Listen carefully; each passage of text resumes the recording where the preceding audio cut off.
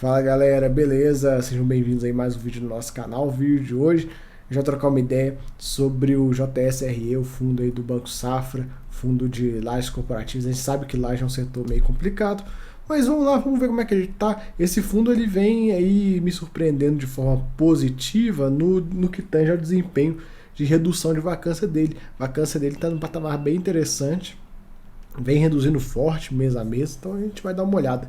Ele ainda vem sendo negociado bem abaixo do patrimonial, porém, se você olhar aqui o yield, né, desse fundo, analisado em relação a esse valor que está hoje, 86, já dá menos de 7%. Então, na minha visão, eu acho que ainda está meio pressionado para subir. Acho que dificilmente sobe mais alguma coisa, porque, cara, no patrimonial vai pagar um yield horrível, né? Então, é meio delicado, né? Liquidez é boa, tem o que falar, são 82 mil cotistas e o desconto é grande, mas como eu falei, né, eu não vejo um upside de valor forte aí, viu? Não, sinceramente eu não vejo. Aqui, mais alguns dados aqui. Vamos aqui pelo cantinho primeiro, ó, JSRE 11, papapá, B3, ladainhas. Administração 1%, performance, tem a taxa de performance sem vergonha, né? Olha só. Vamos ver aqui o fundo. Eles assinaram um novo contrato de locação no edifício Paulista, 4 mil metros quadrados, muito bom.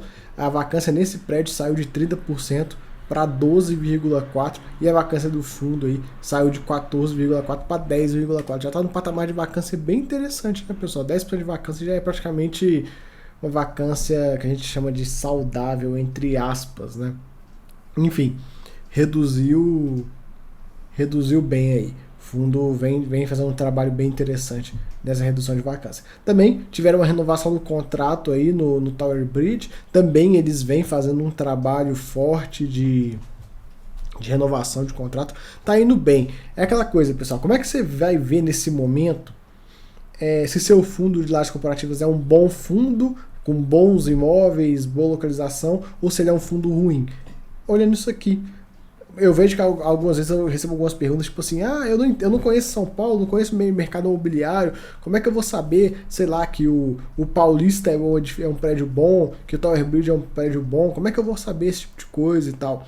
Enfim, tem que buscar, estudar um pouco da região lá de São Paulo, entender como é que funciona, mas um outro ponto que ajuda é a comparação. Então você vê, nesse fundo a vacância caindo, e renovações acontecendo, sendo que em outros fundos você vê a vacância aumentando, renovações não acontecendo. O que você consegue ver, fazendo uma comparação fácil, que o portfólio desse fundo é melhor do que o do outro fundo. Então você já consegue fazer essa comparação fácil e ver aí qual portfólio está melhor, qual portfólio está pior e tal. Enfim, é uma das pistas, né?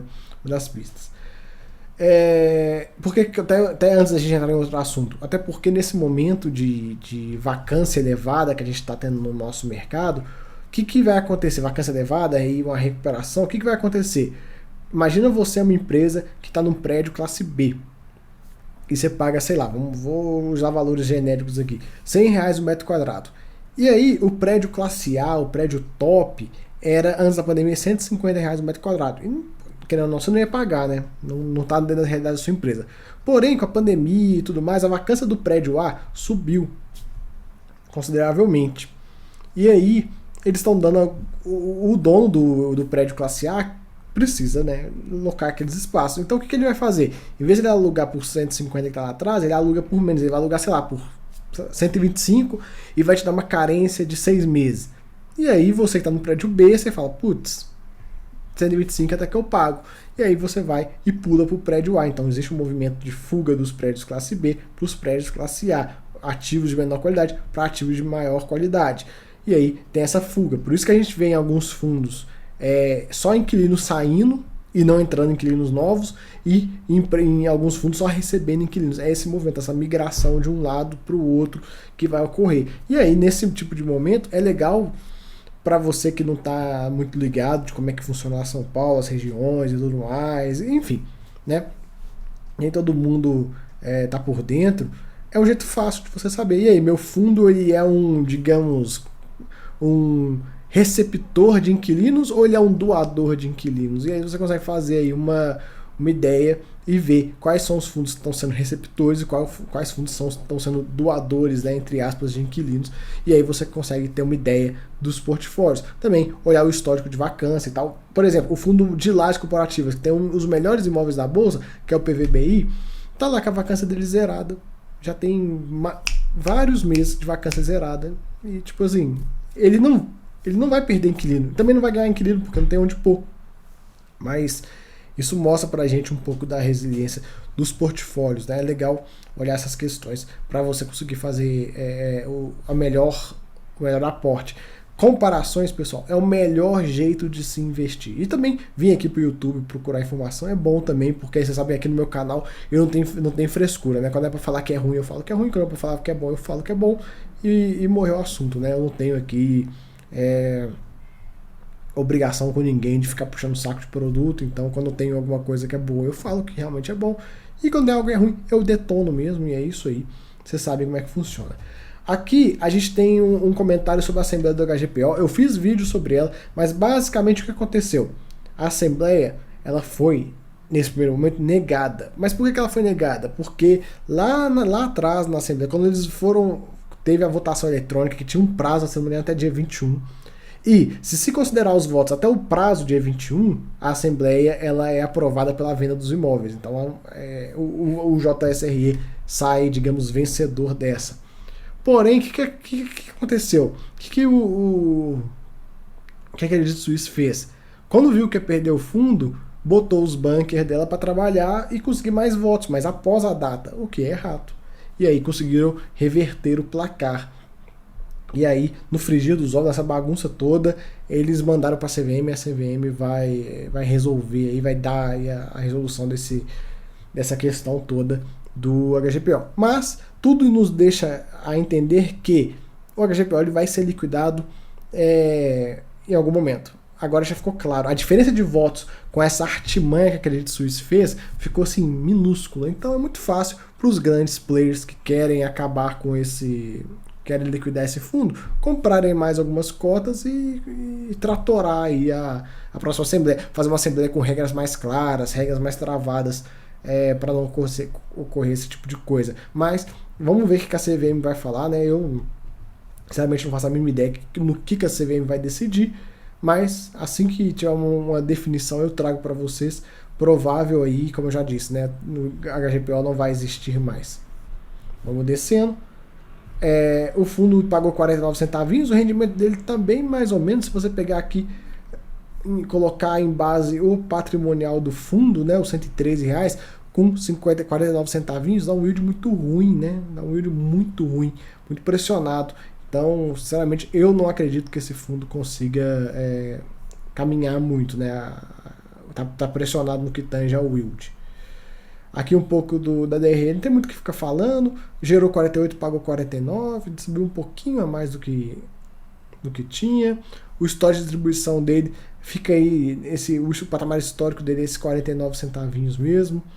Aqui tem um retorno total. Esse fundo é antigão, galera, e o retorno total dele é meio difícil da gente colocar em conta, porque lá atrás ele já foi FOF, aí já foi meio que fundo de papel, agora ele é fundo de lajes corporativas, enfim, não é aquela coisa que você fala assim, temos um fundo de laje antigão. Não, ele já foi um monte de coisa, e aí eu acho que acaba ficando ruim para olhar o histórico, para ver como é que o fundo tá, né?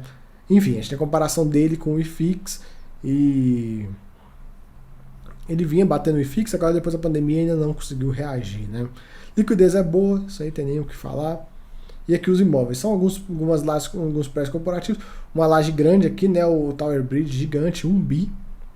E temos também alguns fundos imobiliários aqui, né, o próprio HGPO e tal, vários fundos de lajes corporativos que ele tem uma posição aí interessante neles, né? Esse, por exemplo, esses 4 primeiros aqui, bem provável que se ele quiser chamar a Assembleia, ele chama, né? No HGPO a gente já sabe, mas nesses aqui, bem provável que pelo volume financeiro ele consegue chamar a Assembleia, se quiser acabar com esses fundos aí, ele consegue. Hoje ele tem um caixa bem baixo, né? Apenas 10 milhões de reais. Eu acho pouco um fundo desse tamanho. Aqui como está composta a carteira dele, né? Que é a composição do patrimônio dele. Ele tem aí contas a pagar, por isso que ele está tão doido atrás de liquidar o HGPO para pegar esse dinheiro e conseguir aí usar para bancar essas obrigações que ele tem, né?